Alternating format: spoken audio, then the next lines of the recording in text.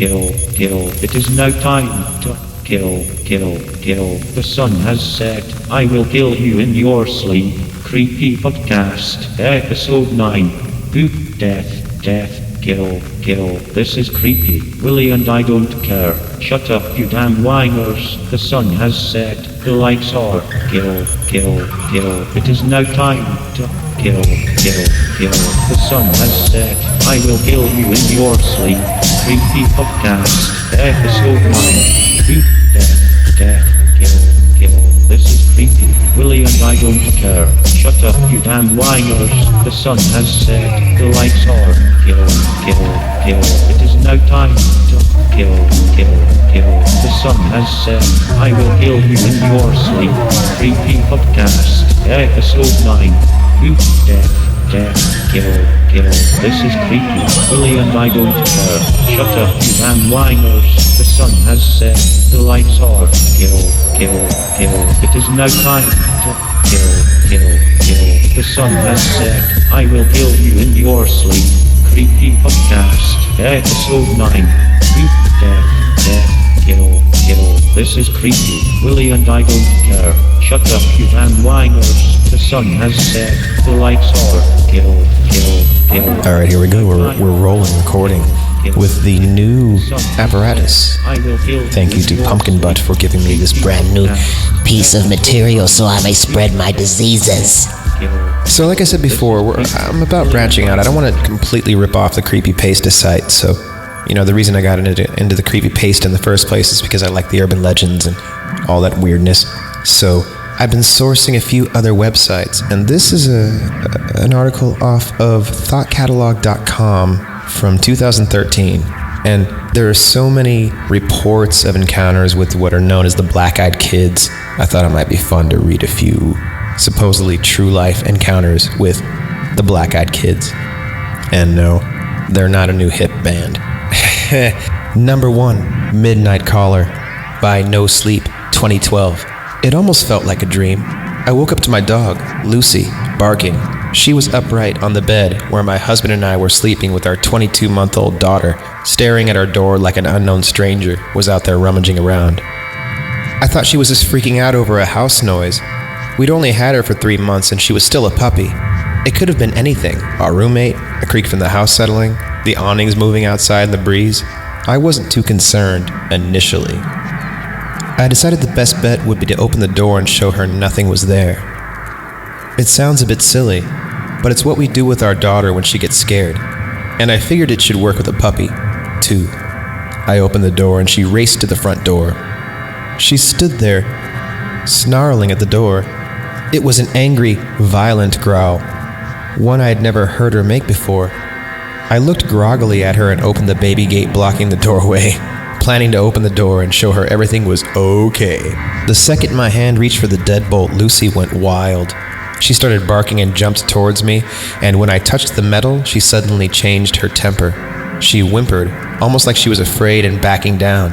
As her mannerism changed, so did mine. I wasn't calm anymore. My heart was racing and sinking at the same time. I had been flooded with a mixture of fear and dread. I looked through the peephole. I can't explain why I looked, but I did. Outside were 2 kids. That's fucking terrifying. Kids are terrifying. One was just a smidgen shorter than me and didn't look much younger. I'm 21, and she looked to be 16 or 17. She was slender and pale. Her hair was a light shade of honey blonde, and she wore it long, about mid-back, with long, thin, blunt bangs in the front that covered most of her eyes. She wore jeans, a light wash that's popular right now, and a thin-looking olive-colored pullover-style hoodie. So she's very stylish. Yes, okay.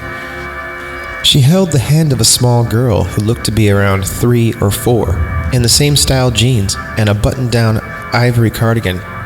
So they both shop at Old Navy. The smaller one looked at the floor shyly, but had the same shade of hair tied back in a ponytail.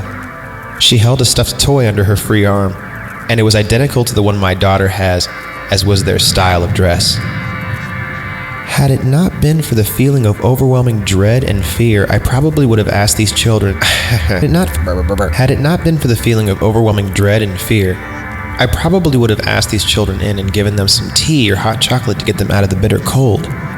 Something about them seemed off. At this point, I hadn't made any noise. I hadn't shushed the dog or grumbled, nothing. I hadn't turned on any lights. These kids had no indicators I was at the door. The older one spoke. Get exclusively creepy TC stories here, but... Oh wait, that's an ad, sorry. She had a voice that was mature, confident, strong, and accentless. She held her head tilted downwards, and I couldn't see her eyes. She said, "We have to use your phone." I stood frozen in fear. How did she know I was there? Well, she's looking at you. She raised her head to face me directly, and that was when I saw her eyes. There was a reason I couldn't see them through her bangs before. They were black, or midnight blue, or a dark, dark purple. They were otherworldly. She said, "Our mother is worried." As someone who's always been interested in creepy stories, I knew what she was the second she looked at me through the door. I have never been one to believe in these things, as a staunch atheist and skeptic when it comes to the paranormal. I had written off many a ghost story from friends and family members eager to tell their tale. I didn't believe it. Still, I couldn't rationalize my way out of this. I was standing with nothing but a thin wooden door between me and a black-eyed kid. There was no questioning what was right in front of me. Yeah, like the worst hip-hop group ever. Remember the Black-Eyed Kids? Like they were huge a few years ago. God. Somebody fought it. That's all. Something starting. The one about the oatmeal, my lumps. Yeah. My tasty lady lump. It's my shit. Make sure you don't step in it. I did not answer her. Slowly and silently, I backed away from the door, Lucy still cowering at my ankles. She kept talking. Just let us in to use your phone. I took another step back, and with that step, the tone changed. At first, she seemed polite. When I took that second step back, she became commanding, almost hostile. We're not going to hurt you. If we wanted to do that, we would have broken in. I'll ask again. May we come in and use your phone?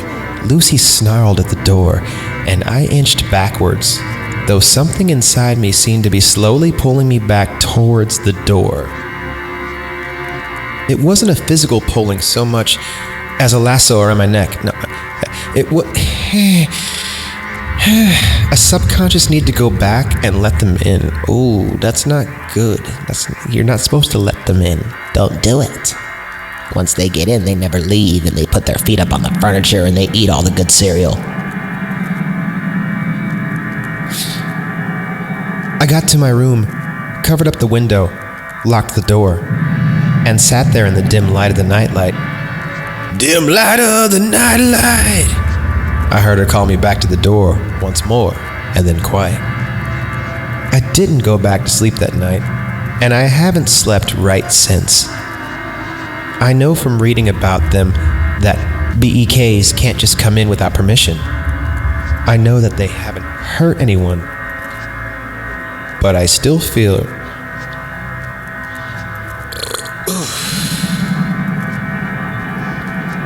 I know they haven't hurt anyone, but I still fear I'll be the exception. When I told my husband, he said it was just a dream. He keeps telling me to forget it, to take my medicine, to put on that outfit he likes, the one with the tail, the furry thing with, the cat mask, and, to keep taking the pills and watching Real Housewives and listening to Kanye West. It's okay, just keep doing it. It's okay.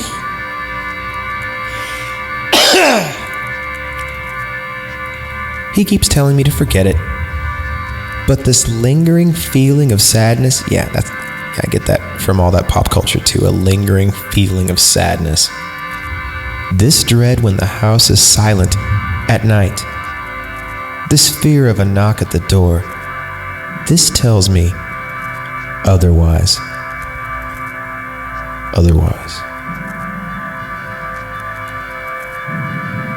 Number 2. Okay, I guess this is gonna be like that. Number 2. Bus encounter. Ooh, this is gonna be bad already because the bus is just... It's gonna be bad. Written by... Deleted. And it's in brackets. Deleted in brackets. This is Bus Encounter by Deleted in brackets. I was riding the bus back home after work.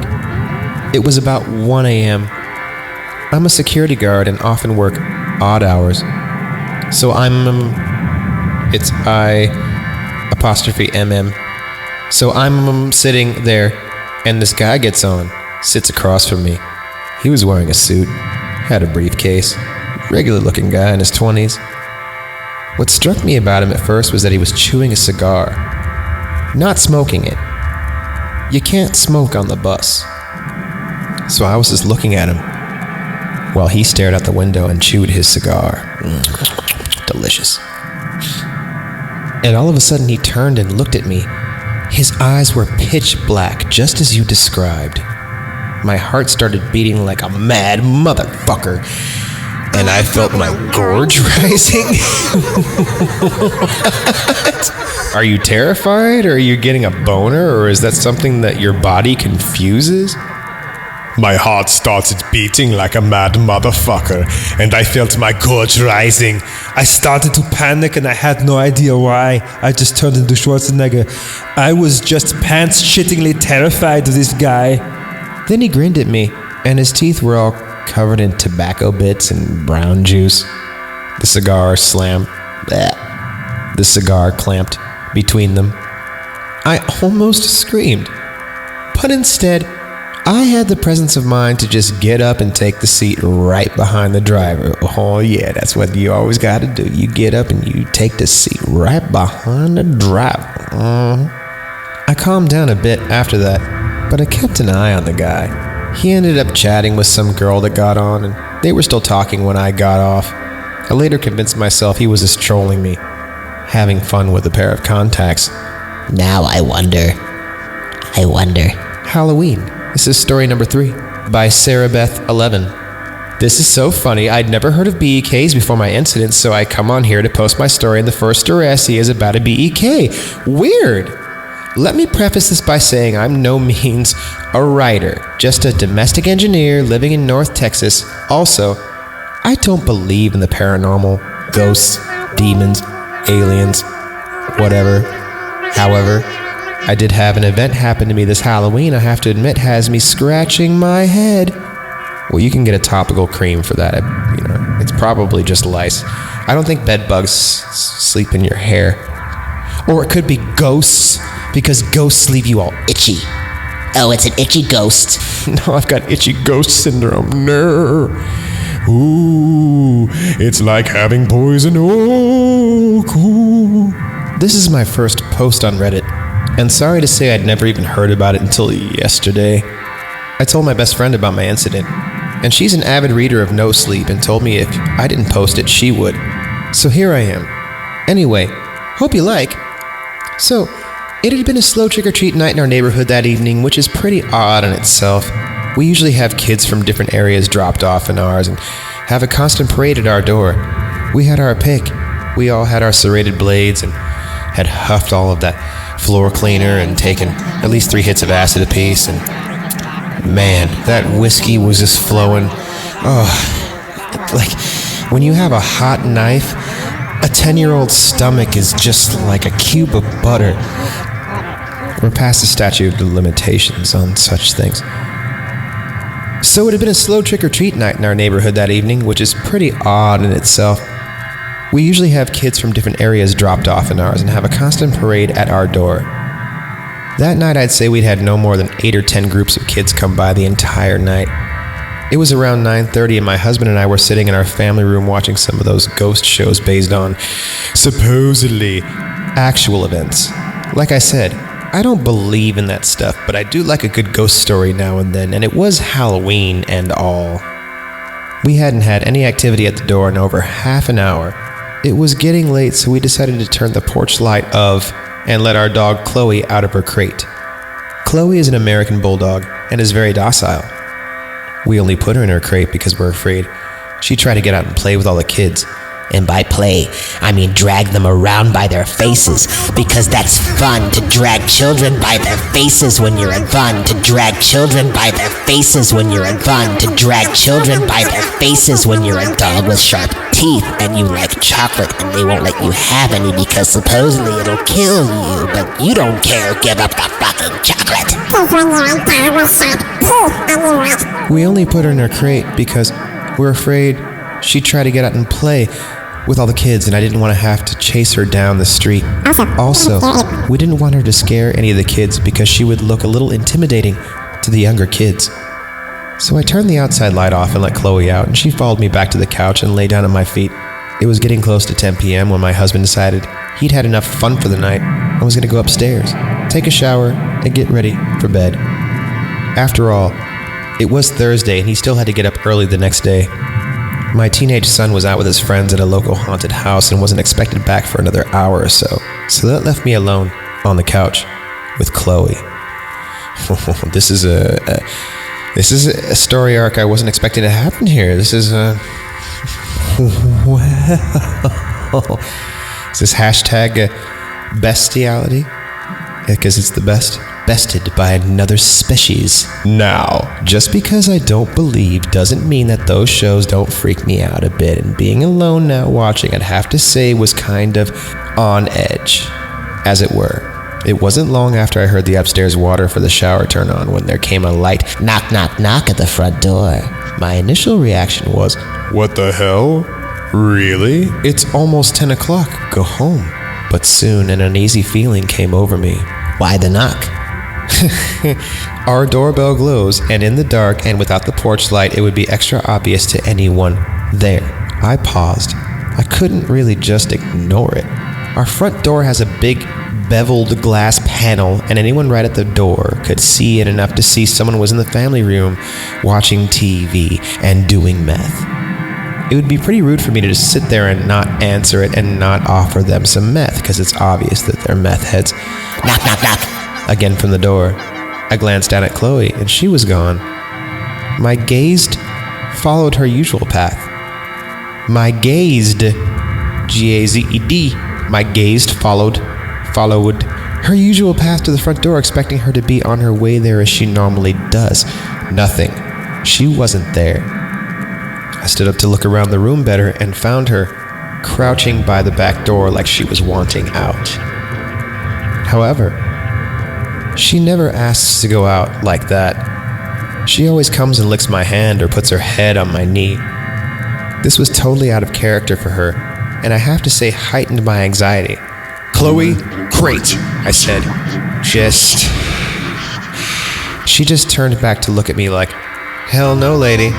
I'm moving. I yelled up to my husband. But if he was already in the shower, I knew there was no chance of him hearing me. Knock, knock, knock. Knockity, knock, knock. Knock, knock, smack, smack, knock, knock, knock, knock, knock.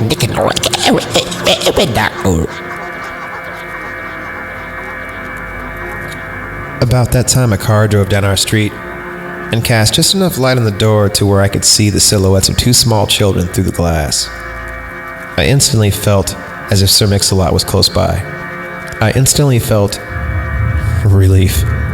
It was just some kids, probably a couple of my neighbors on their way back home that wanted to stop by and show me their costume or put them on the glass or something. I headed to the door and looked back to make sure Chloe wasn't going to follow.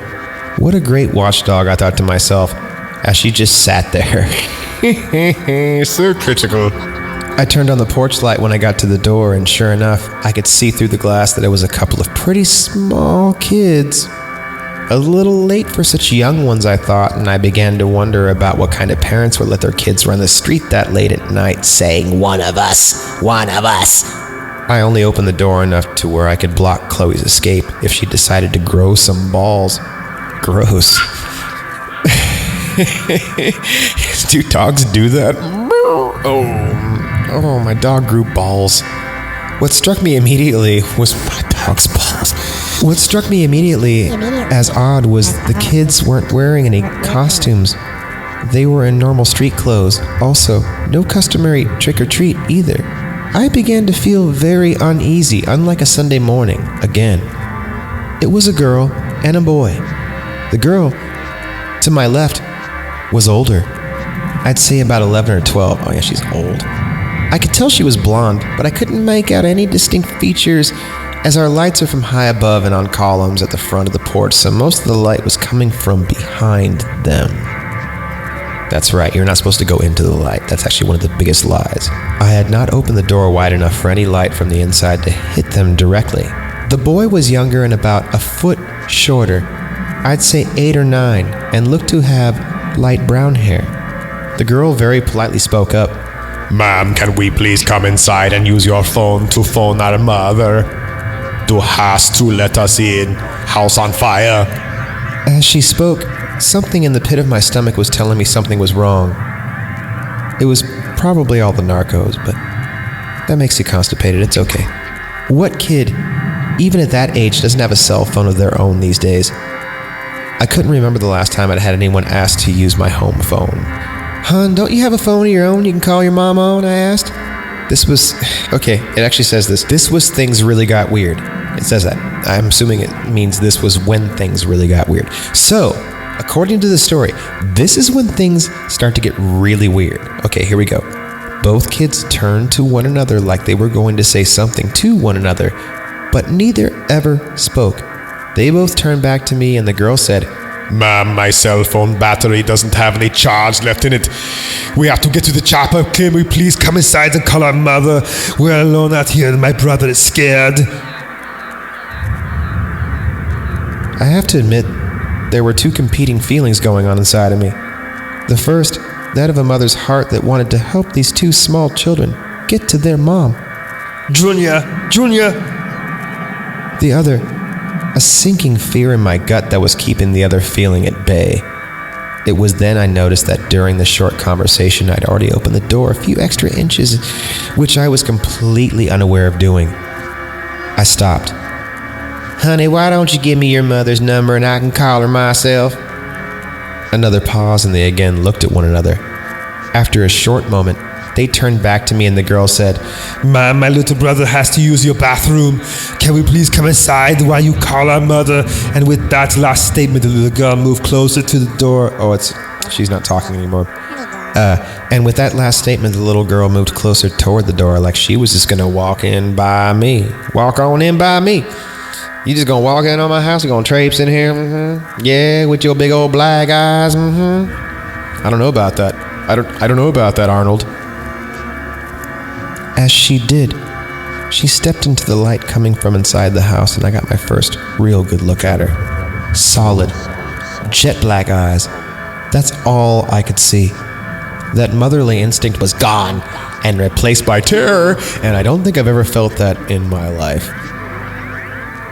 I could feel every hair on my arms, the back of my neck, and my armpits, and my booty cheeks, and the back of my ankles, standing at attention. And my nipples, and my lower back, definitely my lower back, and that one mole in my face, in my right ear. I closed the door to where just my face was able to stick out. The little girl stopped and again pleaded, Please, ma'am, we're really scared and alone out here. We have to come inside. Du hast to help us. Please help us. Then, like on cue, both kids began to whimper and cry. That's when the fear took over. Yes, sad crying children. I'm afraid. Especially when they sound like Arnold. We have to come inside. You have to let us in. They're going to turn me into Hauser. I don't want to be Hauser. I could still see them stand there on the porch. I shouted through the door. Both kids began to whimper and cry. Okay. That's when the fear took over and I shut and locked the door. I'll call your mom if you give me the number, I shouted through the door, but I'm not letting you in my house. I could still see them stand there on the porch, just staring at me through the beveled glass pane. Part of me wanted to run upstairs to my husband, but the bigger part didn't want to lose track of where they were. They would have freaked me out even more to not know where they were. after what seemed like forever, but probably only a few seconds, I decided I'd call my neighbor that lives across the street.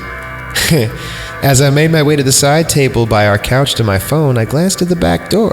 Chloe was nowhere to be found. We later found her in the guest room under the bed.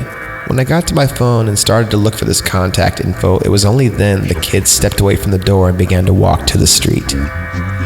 As they did, I walked to the door to get a better look to see where they went, still not calling my neighbor. If you get close enough to the glass, you can see out enough to make people's shapes, but you can't...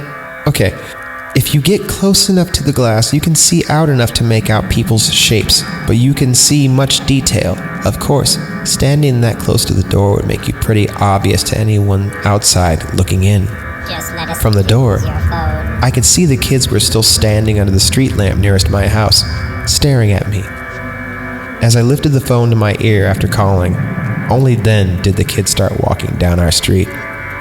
I met my neighbor out under the lamp once he was out there, but the kids were nowhere to be seen.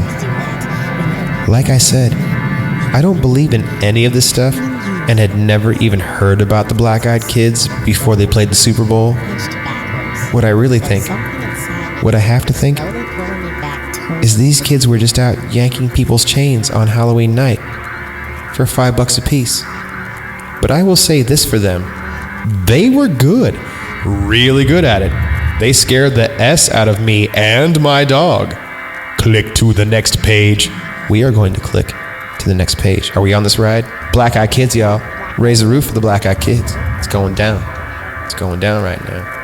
Yo, it's rolling. All right. This... Story number 4. You Must Let Me In. Written by Big Taco 123. On March 17th, 2008, I had my one and only encounter with the Black-Eyed Kid. Oh, sounds special. Before my experience, I had never heard of anything to do with the Black-Eyed Kids. I was 12. I was sitting outside of a hairdresser's in an old Chevy pickup, waiting for my mom to get her hair cut. About 15 minutes had passed and I saw some kid walking back and forth along the sidewalk in front of my parked car. At first I thought I recognized him as one of my friends from school, so I banged on the front windshield until he looked my way. It was not anyone I knew. At this point I was not scared at all. Not yet. The boy walked over to my side. Here we go. The boy walked over to the side of my care and just stares. That's what it says. He walked over to my side of my care and just stares. He just stares at my side of my care. I think to let me get a good look at his eyes, to freak me out. Let me tell you, if you have never seen a Black-Eyed Kid, their music is so terrible, you'll want to stab your ears with barbecue skewers. Let's get it started. Where's the skewers? Okay, I'm alright. I was a top 40 DJ in 2006. Black-Eyed Kid. I have PTSD. If you've never seen a Black-Eyed Kid, you have no idea what to imagine. Pupils black as the night sky. The boy whispers, "You must let me in." And then I locked the car doors and ducked down into the space below the seats. 5 minutes later, he was gone. When my mother got into the car, she told me a boy with black eyes had came into the hairdresser's, had insisted for my mother to give him the keys to the car. She refused. Thank God she did. Ooh, because he was trying to get in the car, yo. He'd be like, Mama's in there getting a haircut. You want to Story number 5. They Just Stared. Written by Freelancer 47. Slender and pale. Her hair was a light shade of... The one time, early 2010, I was walking home from work and found myself escorting a young lady to her car. She asked me to escort her, and hoping I'd talk her into a drink or two, or 12, probably right, am I right? Virtual high five, bro. I had already had a few myself. I'd get a number, or possibly get laid that night. Oh, cheeky, get laid. Well, the 80s are back, everybody. I'm not gonna lie, she was kinda hot. No shit though.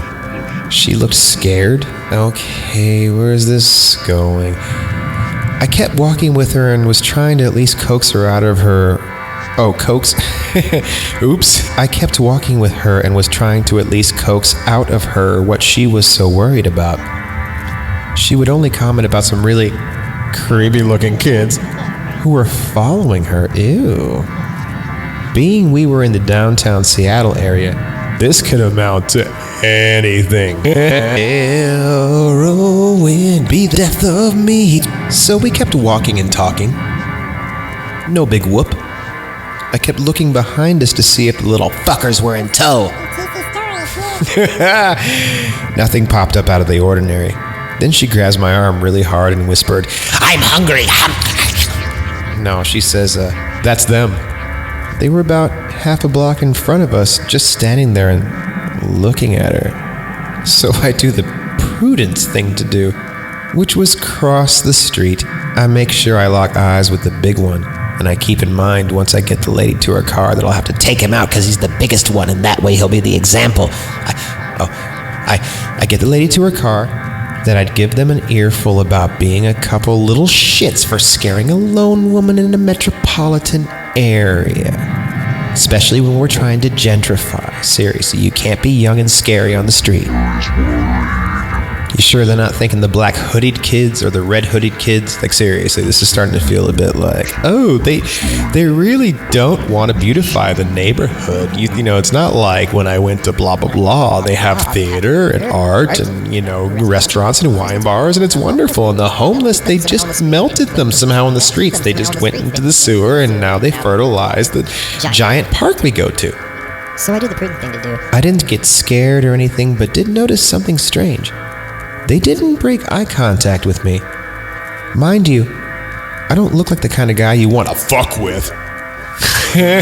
Honestly, it's an unconscious front since I'm a bit shy. Oh, he's just shy. Yeah, he looks like he wants to choke me. No, he's just shy. It's okay. He's just shy. Well, really? He doesn't. He's giving me the I'm going to stab you in the face when you're not looking and take your fruit cup look. My look reminds people of either a skinhead or a club bouncer. Oh, yeah, not a good look if you're trying to be a nice guy in public. The black tanker boots and Van Dyke mixed with the above don't make me look like a person or a look. I didn't mean to say that. The black tanker boots and Van Dyke mixed with the above don't make me look like a people person either. People break eye contact with me constantly. These two kids didn't. That was a red flag for me. I finally got this woman to her car. She said thanks. I made sure to tell her where the local police station is at. The Seattle PD West Precinct was only about 5 blocks from where we were at. Click to the next page. That's it? Okay, that's the end of where we were at. That's the end of the story. All right, hold on a second. Oh God, we're only on story 6. Trick or Treat? Written by Halloween Warning. This really freaked me out. Yesterday, I noticed my neighbor hadn't put out all of his Halloween decorations, /lights, /etc. The past 2 years I've lived next to him, he's gone all out for Halloween. I don't know him well. He's younger, single, but I know he likes kids. Oh, not in a creepy way. Oh, his brother and sister-in-law and their kids are always visiting him, and he plays with his 3 young nieces and nephews out in the yard. So anyway, I got home from work, and he was walking up my driveway, and I saw him outside, and he said something like, "Hey man, you better get your Halloween stuff up or that house up the street is going to beat you for best decorations." Hey man, you better get your Halloween stuff up or that house up the street is going to beat you senseless with the fucking pumpkin. I mean, is going to beat you for best decorations. He kind of smiles sheepishly and says that he's actually going to keep his house dark this year and watch Soul Plane. I mean, just put candy out. I mean, just watch Requiem for a Dream. I asked if he was going out of town, but he said no. Something happened last year that really scared him. Now I was concerned for my own safety. If some weirdos were coming around our neighborhood with copies of Old Boy, which is a pretty safe neighborhood with tons of young families living here. Yeah, young people. Super safe. Who has the energy to go Do crazy evil stuff. Young people, oh, look at my pituitary glands. They tell me to stab. So, I asked him what happened. He said last year he had his brother's family over so they could trick or treat in the neighborhood since they live in an apartment complex that doesn't do much for Halloween. Tragedy. He had a bunch of kids come to the door like always. His family took off around 10:30, and they were only a few older trick-or-treaters. But by 11:30, they were pretty much done. So he was inside, watching TV, and the doorbell rings. He grabs the candy bowl and heads over, noticing that's a little past midnight, and that's pretty rude for trick-or-treaters to still be out. But then he notices he hasn't turned off all his decoration lights yet, so his house is still a beacon. He swings the door open and is about to yell, "Boo!" or something to freak them out. But stops dead when he sees the kids at the door. He said one was probably around 13 or 14, and the other around 16 or 17. Both boys. They weren't dressed up. But he remembers the older one was wearing a flannel checkered shirt. Okay, so they're basically half of Morrissey's backing band from the early 90s. He was immediately overcome with uneasiness, like opening the door was a huge mistake. They just stared at him and he noticed that they had really big irises and dilated pupils. He couldn't even see the whites of their eyes, so he figured they were contact lenses. He was frozen there holding the candy bowl, like he couldn't slam the door in their face as much as he wanted to. He wanted to slam the door in their face so much, but he couldn't even do it nearly as much as he wanted to. Just slam it a little bit. Okay. So he nervously tried to smile at them, hoping they would break character, and asked for candy. Or something. Ooh. The younger one said they had gotten lost and needed to come in and use his phone. Kinky. That was when he closed the door, more than halfway on them, and said, "No, sorry." And the older one said something like, "Can we just wait in your house until our parents come get us?" But by then he was convinced that his life was in danger and these kids might be high on something or intending to rob him. And he just kept mumbling, "No, sorry, good night," as he inched the door closed and locked it. He told me he was so fucking scared at that point that they were going to try to break in through one of his windows and take his meth or something, but he looked through the peephole and they had turned to leave. He watched TV with the volume really low so he could hear any sounds at all, and he said he stayed up until 5 a.m. because he was too scared to go to bed and drop his guard. The whole time he's telling me this, I'm thinking, oh my god, this sounds so familiar, just like the Black Eyed Kids urban legend. Then I thought, hey, maybe this dude is trying to scare me because after all, he does have the Halloween spirit. So I'm looking at him incredulously, but trying not to seem too gullible. So I'm like, man, this is really crazy. Sounds like Black Eyed Kids. He just looks at me blankly. The what? Is that a movie or something? And I said no, but told him to go look it up online. Like an hour later, I get a knock on my door, and admittedly, almost jump out of my skin thinking It's a demon child. It might be the demon child again in the door. Like, oh no, the demon child is back. I don't want to buy any more of your Demon Scout cookies. They're made from real Girl Scouts. That's disgusting. I can't have them. They make me gassy. and none of them have peanut butter. Like an hour later, I get a knock on my door, and admittedly, almost jump out of my skin thinking it's a demon child. Ha ha, must be Christian. It was my neighbor, and his eyes were freaking huge. Oh, okay, yeah, seriously, I'd been there before. He swears to me up and down that he has never heard of the BEKs before, and it's so similar to what happened to him. So we talked a while longer, and I told him that quite a few people probably know about that urban legend, and it's possible it was just teenagers with black scleral contacts, 3-to-1 contacts, trying to freak people out on Halloween. Which would be genius, by the way. But he said the fear he felt was so primal and came over him the second he opened the door for them. Click to the next page. Story 7. We're only on 7? Every story I've read about them is from someone who already knew about them. From No sleep trash. I agree. I don't want any sleep trash anywhere near me. No sleep trash. Last night was like any other night. I was switching between listening to music and watching YouTube videos with one headphone in so I could hear my infant daughter if she cries. That way my wife can get a full night's sleep. She works at 4 a.m. at the hospital every day. When I decide to go lay down in the spare bed in the baby's room, just as I nodded off from a huge dose of heroin, I heard a thumping coming from the front porch. Startled at first, I remembered all of the kittens I had in the wet bag out front, the wet burlap sack, the one I'd set on fire. You know, the wet one that's on fire. And the clowns I had hanging by their heels. And, oh God, I'm trying to think of atrocities. I'm trying to riff here about atrocities. You know. Just as I dozed off, I heard a thumping coming from the front porch. Dead kittens, dead clowns. Live mimes being eaten alive by dead rats. Startled at first, I opened my eyes wide and scanned the room. Realizing it was most likely my cat scratching himself on the front porch, I dozed back off. Then again, the thumping. Damn cat. I got out of bed to run him off the porch, only to see he wasn't there anymore. Now that I was up again, I wasn't the least bit tired. I figured I'll just get some tea and check Facebook while I'm up. Maybe finish the web series I was watching on YouTube. A few minutes into the video, I felt the sudden urge to look up in the kitchen window.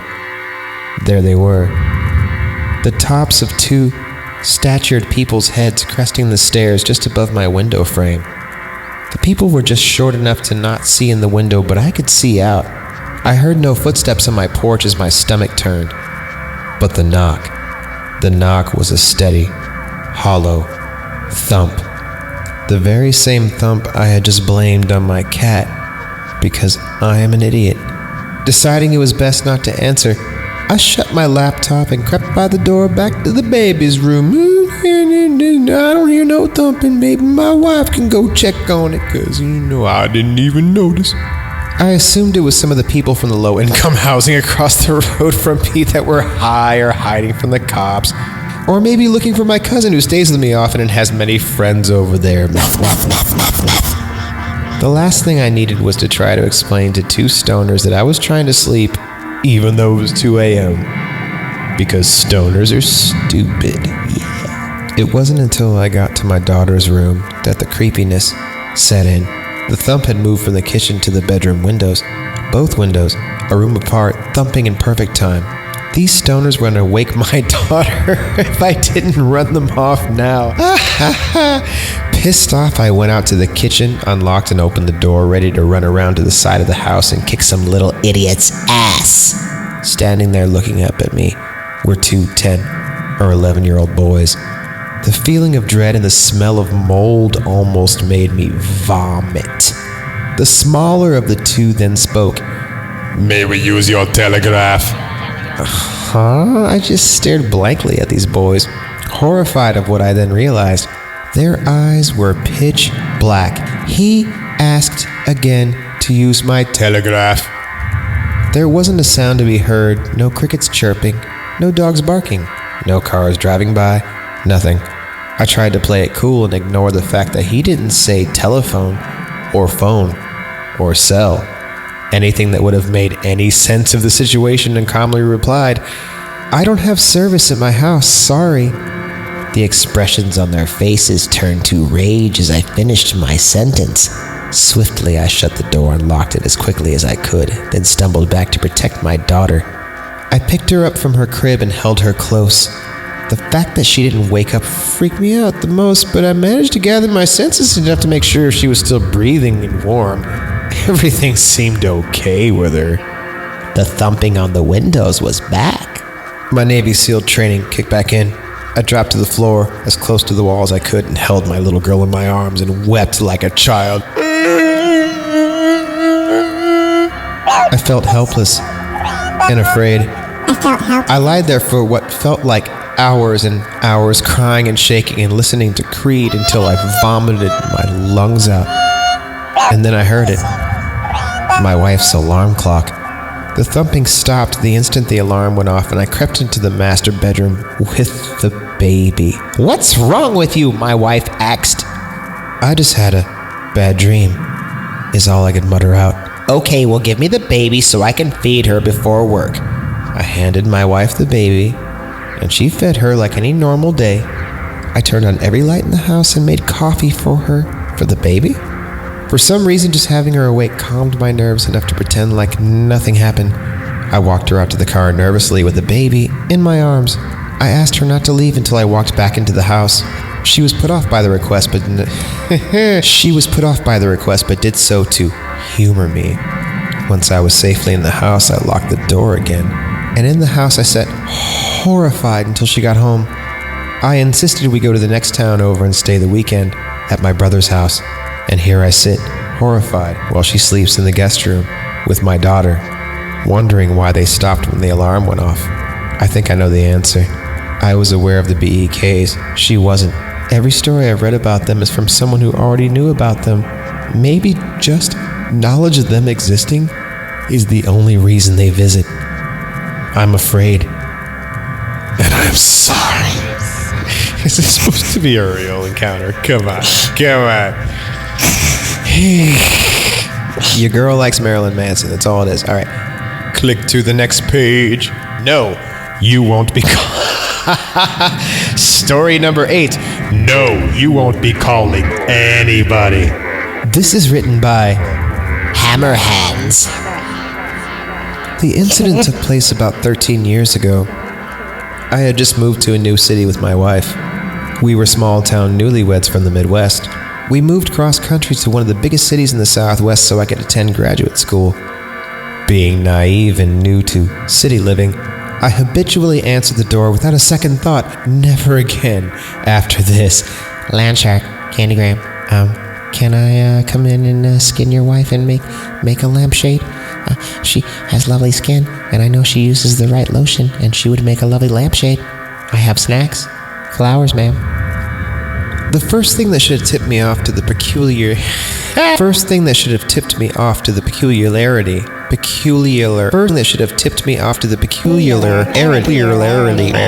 The weirdness of this situation was the fact that someone was knocking at 6 o'clock in the morning.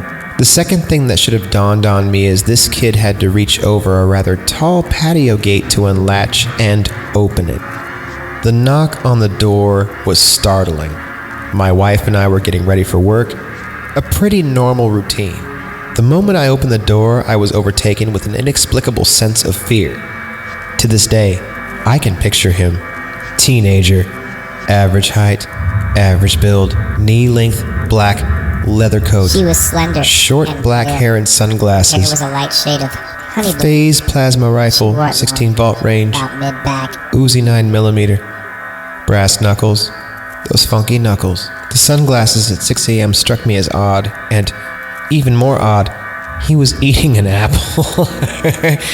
He was very polite and asked if he could come in and warm up. I said, no, put your pants on. What are you doing? I said no, closed the door and slid the security chain into place. A moment later, another knock. I opened the now chained door, and before I could speak, he asked again if he could come in and warm up. No, I replied, and attempted to close the door. Before the door could shut, he put his hand out, stopping the door on its hinges. He looked directly into my eyes, piercing my soul. His warm, loving eyes, flowing hair, and throbbing, huge, big toe on his left foot. It was fucking disgusting. Seriously, you need to get that looked at or maybe even amputated. No, I replied and attempted to close the door. Before the door could shut, he put his hand out, stopping the door on its hinges. He looked directly into my eyes, still wearing his sunglasses, and saying, "Can I at least get some ketchup for my apple?" I like this one. It's freaky, baby. It's freaking me out. Can I at least get some ketchup for my apple? Fuck that, I reply, albeit a little confused. Get the hell out of here. My wife is calling the police, you ketchup fiend.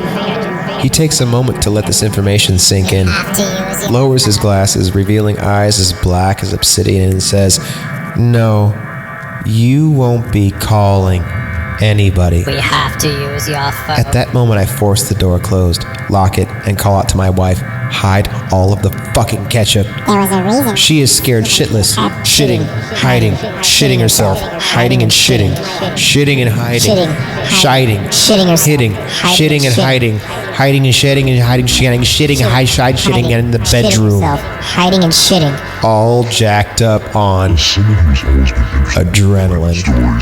That's that new street shit the kids are into. Serious, that adrenaline shit. No joke. No joke. Monkey spanking, no joke. The monkey ain't no joke. You need to spank the fuck out of that monkey. All jacked up on adrenaline. Rip the curtains back to look out of the window. Next to the door. He's gone. Absolutely no trace of him. I go out on the patio and check the gate. It's still latched from the inside? That was fucked up, I think to myself. And as I turn to enter the house, I notice a half-eaten apple lying on the ground. Fucking lying ass half-eaten apple. Why you gotta lie? You ain't gotta lie to kick it, you stupid fuck. Okay. Just let us in to use your phone. No. We're on story number 9, but on the page right now there's an advertisement. An advertisement for the Sporty Dog. Fitness drills for you and your dog. And it's a silhouette of someone up against like some giant Grand Canyon or Sedona, I don't know, some giant nature-made rock sculpture. We're going to hurt you. And the person, we would have broken in. they're doing some kind of stretching, and the dog's just sitting there because the dog doesn't give a flying fig. I am going to hurt you. Why do you put your dog through that? Inside me is going to hurt you. Dog just needs discipline and wants to run and eat and shit and smell stuff. Story number 9. I was having a visceral experience all over my body. The writer of this, Crash Atlas. Isn't that a band? I'd be lying if I told you I didn't know about Black Eyed Kids before this happened to me. Late summer last year. I definitely did. Now, in the moment, that idea never crossed my mind, but afterward, hell yes. And the thought led to all kinds of regret I realize is stupid. But I'm getting ahead of myself. These are all real accounts, right? I thought. People's terrifying accounts. People's fairly well-written journal entries about the Black Eyed Kids. Let me tell you about my neighborhood. I live in a poor part of town. A big ghetto, a bit of the barrio, a bit of the lower economic class of a cross-section of races. It's LA, sorry. The apartment complex spans a short block. It's dusty brown like the desert we live in. It's got 2 pools, lots of little Mexican children, and, for the most part, a pretty friendly population. I am a destitute writer trying to make it in Hollywood, so I spend my free time writing. When this happened, I was working mostly in the mornings and afternoons. I would get home, hit the gym, and then settle in for an evening in front of the computer. It's pretty common for the evenings in the summer to be chaotic around our apartment complex. Kids playing in the pool, the ice cream man pushing his drugs, pushing his cart up and down the sidewalk like a madman because he's on meth, women talking outside the laundry room. Hey, I do my own laundry, but I am pretty much the only guy I see here doing it. You know, nice, low income, but meth, pleasant, like a mixed race, 21st century version of a 50s sitcom. And people will knock on your door, sometimes to borrow something. I cook, so neighbors pop by to find out the origins of the great aromas wafting from my kitchen window because I am white and everything I do is wonderful. Sometimes for a little help working on a broken down car, but mostly it's kids selling candy bars or Christmas wrapping paper or meth, or jittery tweakers selling magazine subscriptions or meth, or old Mexican men selling bootleg DVDs or meth. Lots of Jehovah's Methnesses, Methova Witness. Look at all these fucking meth heads. Because it's hot out, I leave my windows open. AC isn't cheap and I've got no money, remember?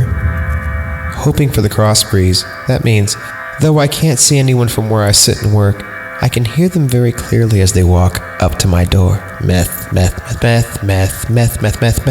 When I hear someone knock, I answer it. Besides buying the occasional candy bar, I smile, politely decline, wish them a nice day, and send them off. No big deal. That evening it was quiet, which was strange in and of itself. I should have at least been able to hear the distant sound of ranchero music. I heard a couple of people walk up to my door. I'm not the first apartment in my courtyard, so usually I hear the salespeople as they knock on my neighbors' doors and work their way around to me. Not this time. Whoever it was knew that I wanted meth and walked right up to my door and knocked.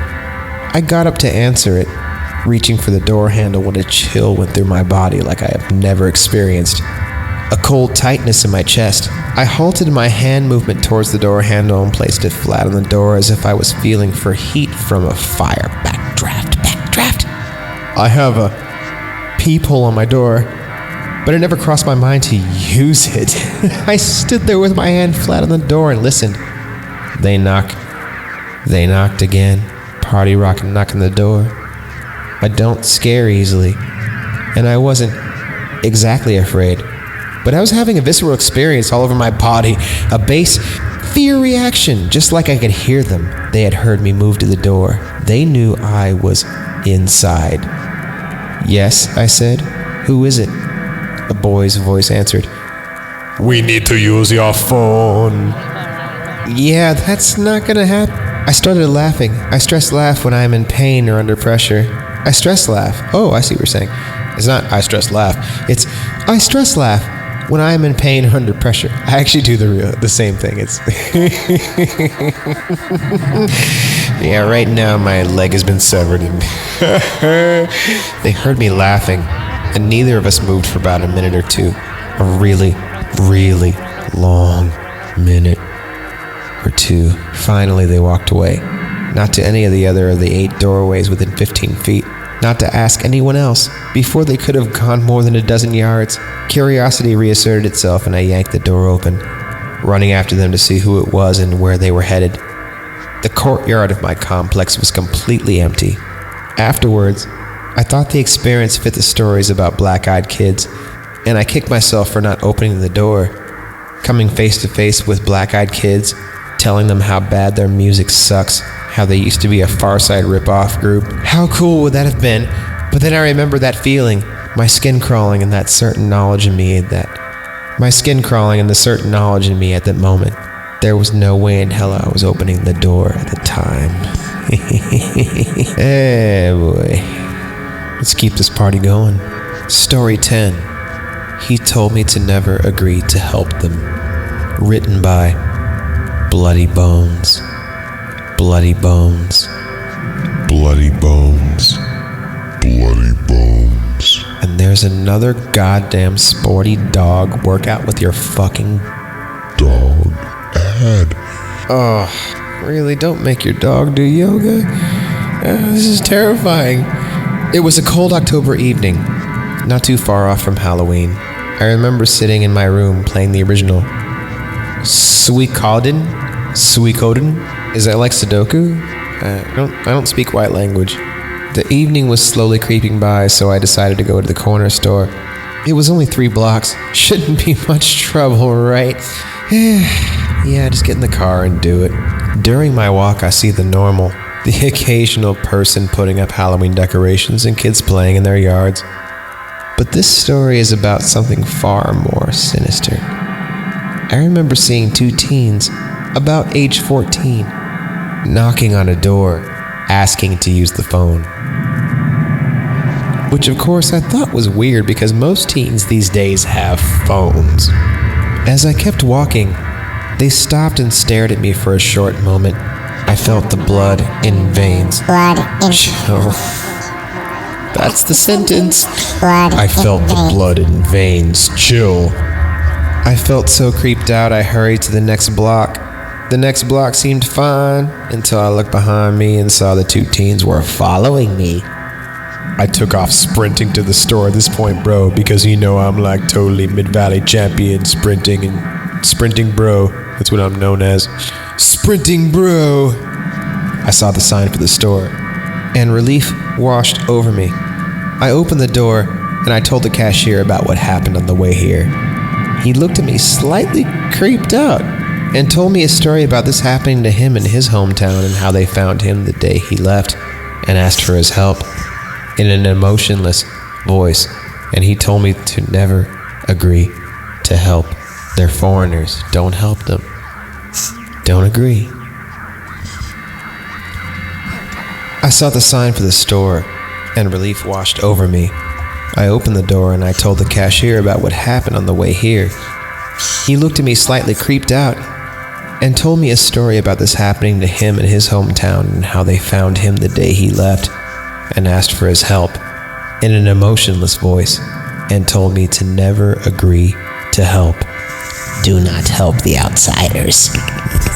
He told me another story, but at that point I was no longer paying attention because they were standing at the door asking to be let in. Creepy! The cashier freaked out and locked the door. Okay, we're just gonna... Here's the sentence. Okay, here's the sentence. The teens never seemed to waver or leave.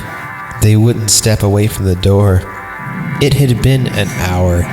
The cashier and I were all ready to fight our way out, but instead he took me out the back. The one teen came around the back just as the door shut behind us. Can you help me is all he could say.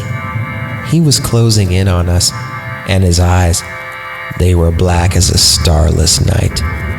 They were peering right into my soul.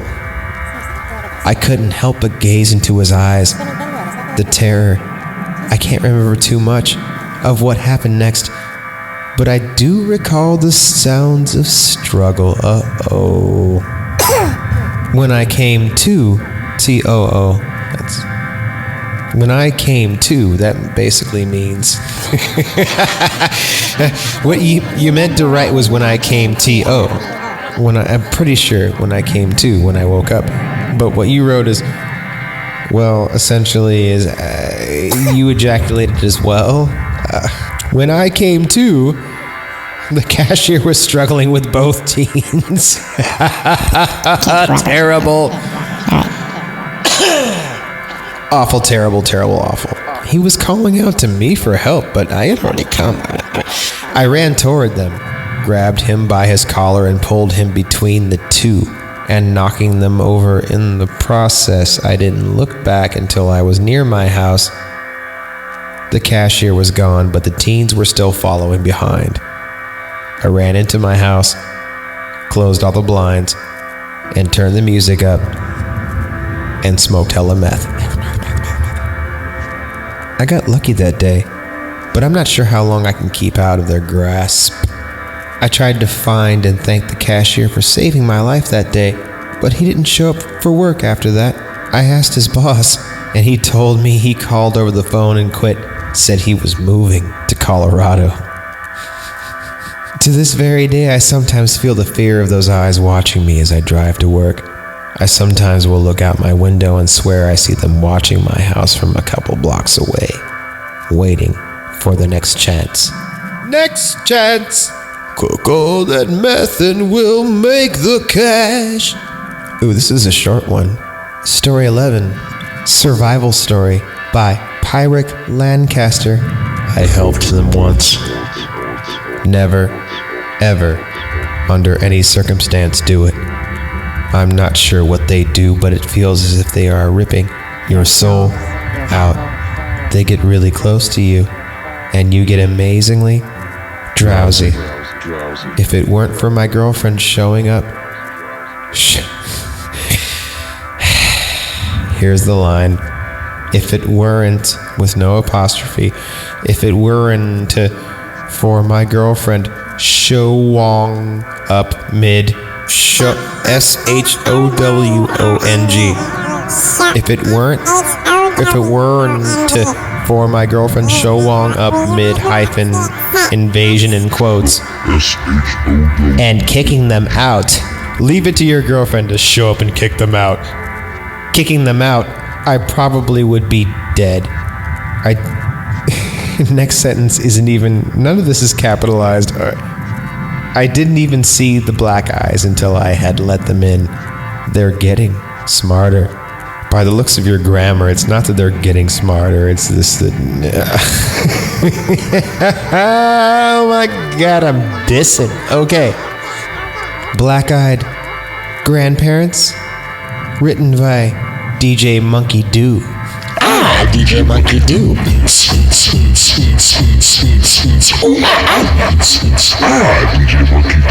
Story 12. I'm getting there. It's almost over. Bit of scene setting. In 96-97, I lived in a fairly old terraced house with a cemetery at the end of the road. Cliche, I know, but it's an important detail. Nothing remarkable about the house or the area. It was just convenient for college. And of course, my torture basement. Anyway, I was up late one night on my PC in my bedroom, which looked out onto the street. It was about 2 or 3 a.m. For whatever reason, probably to give my eyes a rest, I wandered over to the window and looked down the road in the direction of the cemetery. Although it was too far down the street for me to see, and I saw 3 people walking slowly down the road. I could see that they were quite old and appeared to be dressed in funeral clothes, which given the hour was weird. No, that's probably just homeless people, depending on where you live. There were 2 women and a man. I'd put their ages at about 80, and the woman in the middle was being steadied, guided by the other woman and the man. As they came closer, I got the impression that she was upset. My first thought was that given their age, she had recently buried her husband, and grief had caused her to behave slightly irrationally, causing her to try to be out near the cemetery at that hour, and that the other 2 friends, relatives trying to look after her and get her home. Anyway, it was all interesting enough for me to carry on watching as they got closer to the house. Just outside of the front of the house was a street lamp. I watched them as they made their way past, but when they got to the lamppost, they all stopped in the outset. Just outside of the front of the house was a street lamp. I watched them as they made their way past, but when they got to the lamppost, they all stopped, and the upset woman in the middle looked up at me and grinned. This was when things got weird. The grin became sort of a grimace, and if there were any color in her face to start with, it was now dead white. At that point, I realized I was staring right into her eyes, but her eyes were pitch black. Time sort of dilated. If you've ever crashed a car, the final split second before you make impact seems to drag out as you process more information than normal in the time frame. It was that sort of thing. I'm sure we only made eye contact for a second, but it felt like several minutes as my peripheral vision faded, and I felt like all I could see were these 2 black holes in her face drawing me in. Although the distance between us didn't change, she somehow felt like she was coming closer, and I was kind of aware, although I couldn't honestly say I could see them at that point, because I couldn't feel my face. I couldn't honestly say I could see them at this point, that the 2 people with her were just continuing to look down the road as if frozen, but waiting for this woman to finish whatever she was doing.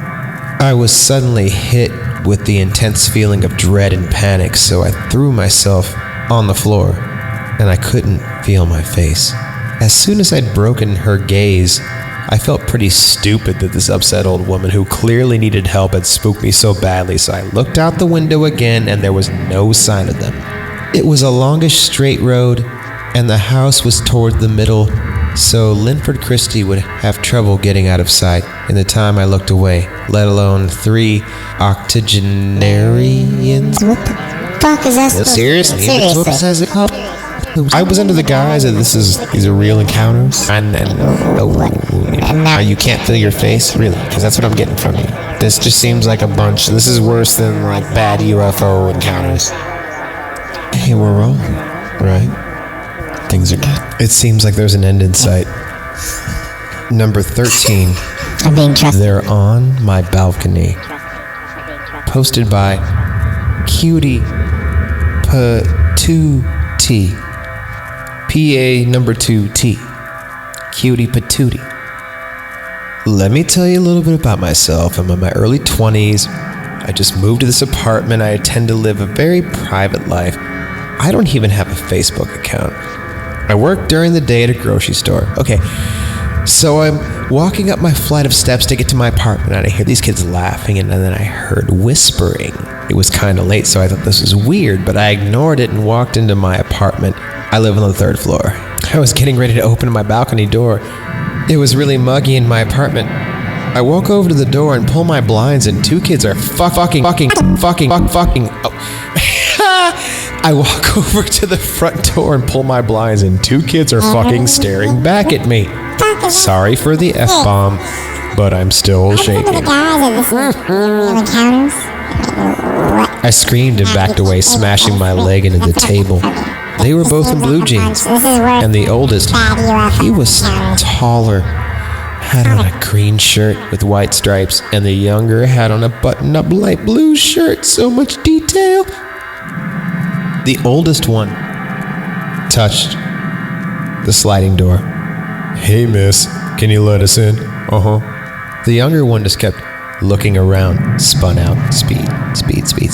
I still just stared at them. I finally was able to say, How'd you get on my balcony? I walked to the door and noticed how excited the older one got. He moved closer to the entrance. Can you let us in? I wasn't thinking. I unlocked the door, and when I looked in, I wasn't thinking. I unlocked the door, and when I looked up, their eyes, you guys, their eyes were black. The entire eye. I quick locked the door and told them I had to call the police because my door was jammed and I couldn't unlock the door. Period. Lowercase. So I called the police. The oldest boy pleaded with me the entire time to let them in. The police arrived about an hour ago. They came in and walked to the balcony. Oh shit, this is happening right now. We're in the midst of this shit. I hope everything works out okay. I'm riveted. Are you riveted? I am riveted. The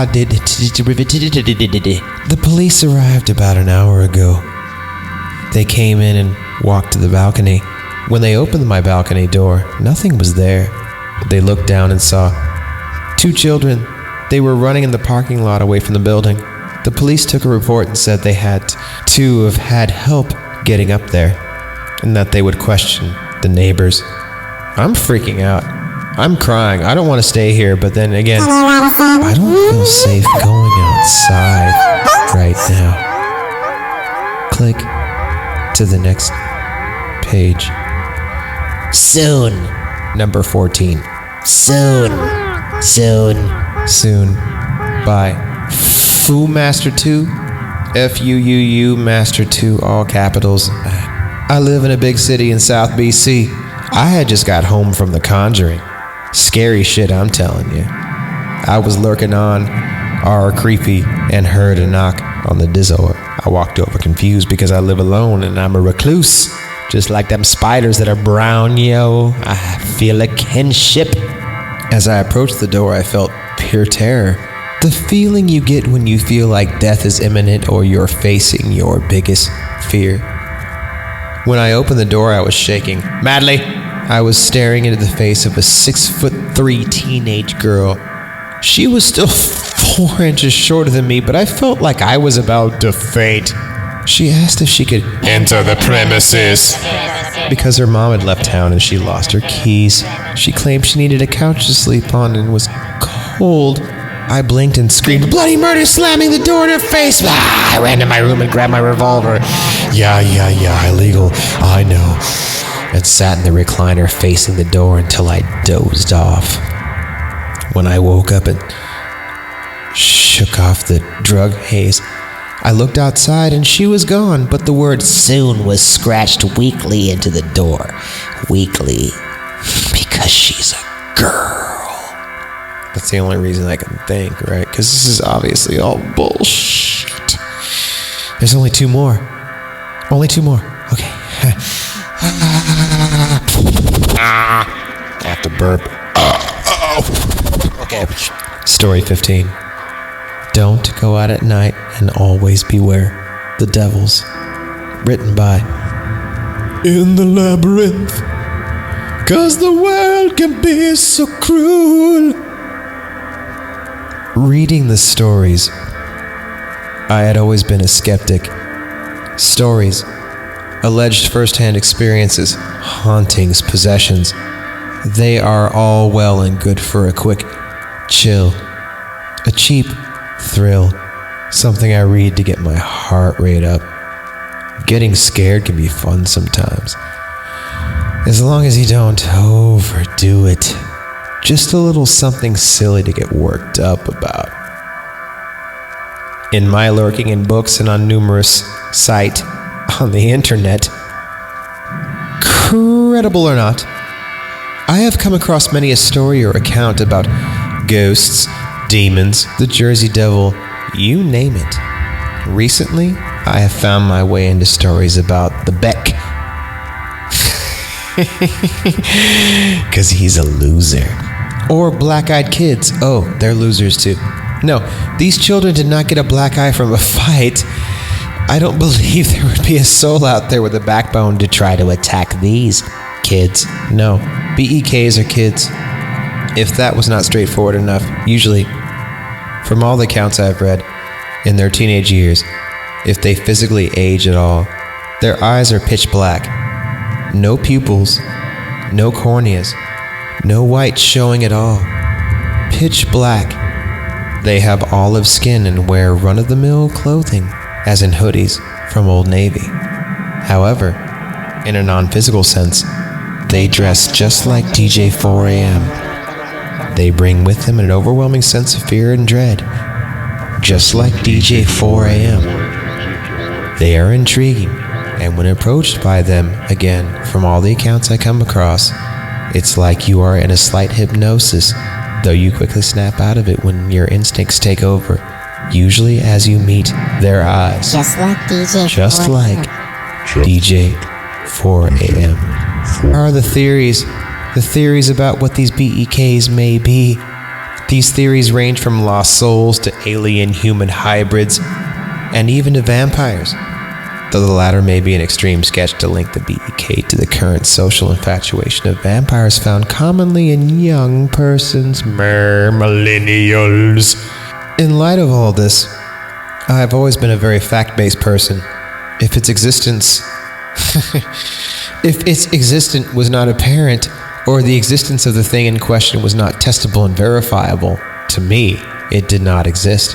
However, one night, one long, terrifying night, which still haunts me to this very day, showed me the proof required to open my eyes and mind.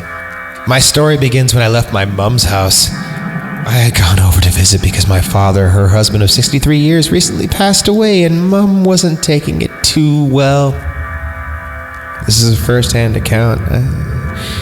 It's very flowery. We could get to the facts. There's only 2 left.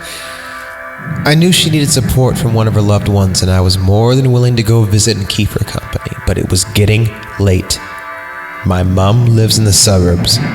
Tiny lawns, plenty of neighbors, Green Day blaring out of every fucking window, paved roads, and even though it was near 11 p.m.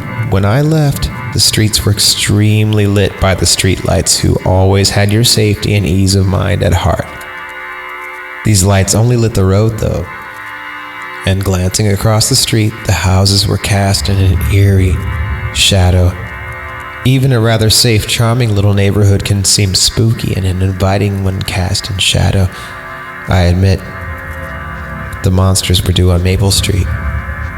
Sliding into my car, I revved the engine and waved to my mother, who was standing in the doorway, wrapped comfortably in a warm shawl. Here's a word I haven't seen in a while. She waved back, her old and fragile arm shaking, not arms, arm.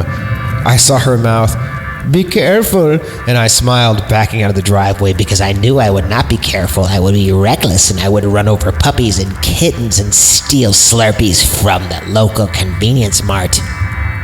I turned out of the neighborhood, deciding to take the back way, the shorter way, the dirty way, home tonight. In hindsight, that might not have been a good idea.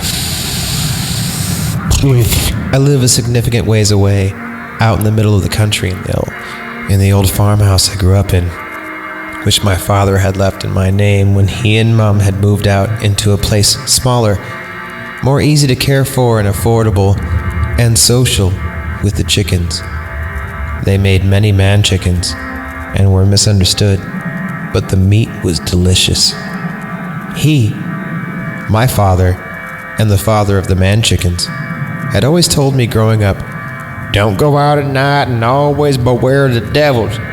He was a strong believer in anything and everything paranormal, and very superstitious, and I always had to resist the urge to laugh at his words, but I knew he meant well, and he would eat fucking anything. Driving down the dark country roads, there were no streetlights, and the half-assed, paved road was cracked and filled with potholes. The fields on either side of the road were empty, just blank stretches of overgrown grass and untended shrubbery. The dark outline of the trees of the woods could be seen looming all the way across the fields on the shadowy horizon. One might have even seen a deer or two once in a while in those fields, but not tonight. The moon offered little light as the sky rolled with dark, threatening clouds, ready to burst with rain or a storm at any moment. Sure enough, a few moments later, the low grumble of thunder sounded, heavy and long. However, no rain fell just yet, much to my pleasure. I hate driving at night and in the rain, and putting those two together would end badly. I had my hammer in the trunk. I just knew it would end badly. Accompanied only by the occasional roll of thunder, I started to feel a bit anxious. I can't explain it. I just felt shaken up. Probably because it was night, and it could start raining. Or maybe I had been reading too many ghost stories and legends. And tonight seemed to reflect the mood of the stories I read almost obsessively. To try and calm myself, I flicked on my old car's radio and turned the old-fashioned knob back and forth, slowing down a bit as I attempted to find a station that came in clearly. Nothing doing. Weird. There was a broadcasting tower right near here, but it usually came in perfectly clear as day, but still nothing. The white noise and static of the blank stations was doing nothing to appease my anxiety. I gripped the steering wheel tightly as more thunder boomed from the sky. Aggravated, I forcefully shut off the radio, gritting my teeth. Glancing down at the dashboard, I noticed I was nearly out of gas. Groaning, I searched the road for a sign of gas. As I was scanning the side of the road, can we just fucking meet these kids for fuck's sake? Seriously. I mean, how much mundane shit are you going to do? This is unnecessary. You're making the demon come out of me. Hurry up. I'm going to skip ahead. Yes, okay, two figures, rainy and dark. I've been through like 15 of these so far. Seriously, where are the black-eyed kids? The figures were now at the entrance to the gas stop, and my breath was quick and shallow. As I blindly Death, kill. This is creepy. Willie and I don't care. Shut up, you damn whiners. You saw some kids. Fuck you, asshole, butthole, boot holes. You have been listening to the Creepy Podcast, the production of the Vampire on a Pony Network. I watch you when you sleep. Sweet dreams. Boop, death, kill, death, kill, death, kill, death, kill, death, kill, death, kill, Death, kill.